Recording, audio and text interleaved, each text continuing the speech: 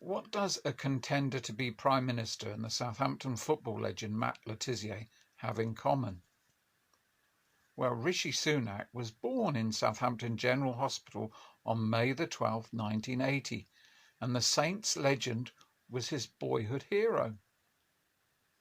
The driving force behind the Sunak family was his maternal grandmother, born to Hindu Punjabi parents in a remote hut in the heart of Tanzania's lion country. She learned Swahili as a child. At the age of 16, she entered an arranged marriage with Rishi's grandfather, and the couple had 3 children, Rishi's mother, Usha, and her 2 younger brothers. It was Rishi's grandmother who sold her wedding jewellery to buy a one-way ticket to Britain, leaving her husband and 3 children behind. She found a job as a bookkeeper with an estate agent and saved until finally able to pay for her family, including Rishi's mum, then 15, to join her.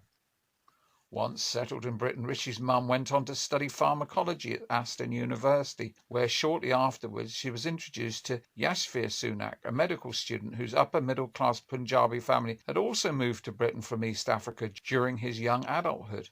Usha and Yashvir were married in 1977, relocating to Southampton, where their first child, Rishi, was born. His mother worked as a manager of Western Pharmacy on Burgess Rd near the roundabout off Winchester Road, whilst his father was a GP not far away down Hill Lane and along Raymond Road in Shirley. The family home was at the time in Richmond Gardens in Portswood, but they moved to a 6-bedroomed home at Spindlewood Close, Bassett, after the birth of their second son, Sanjay, and their daughter, Rakia. Neighbours in the cul-de-sac remember the small boy with jet black hair, a ready smile and lovely manners who used to wheel around on a bike or kick a ball with the other children. The whole Sunak family, including the children, were very friendly, very personable, says one neighbour. Rishi was chattier than his brother, always very polite and friendly, and the family often had social do's with other people in the street. Rishi Sunak went on to prep school for King Edward VI Independent School in Southampton. Dr. Sunak had a season ticket to watch Southampton Football Club, and it is only natural the future Chancellor's childhood hero was Matt Le Tissier.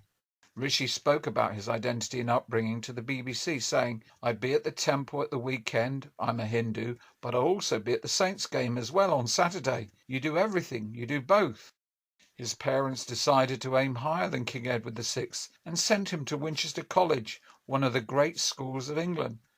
But he will not like reminding that he failed the scholarship exam he was expected to pass and instead became a fee-paying boarder. One of the most prestigious public schools in the country, the young men in their suits are a common sight in the streets of the city and have earned a reputation locally for impeccable manners.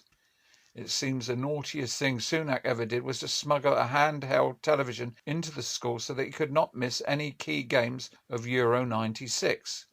And for his 18th birthday, he received a card signed by the Saints squad, which became one of his most prized possessions. As a youngster, his family would celebrate special occasions at Cutie's Brasserie in the city and dine there every Christmas Eve. The owner, Cutie Mia, remembers his father used to bring him in his carry cot and recalls before he went up to Oxford, he waited on tables to earn extra pocket money.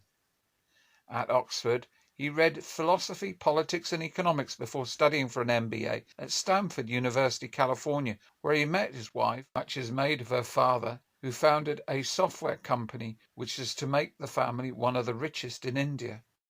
Nevertheless, he has always tried to keep his children grounded and showed a keen interest in his son-in-law's parliamentary career and went leafleting in his constituency on his behalf wearing a Rishi sweatshirt.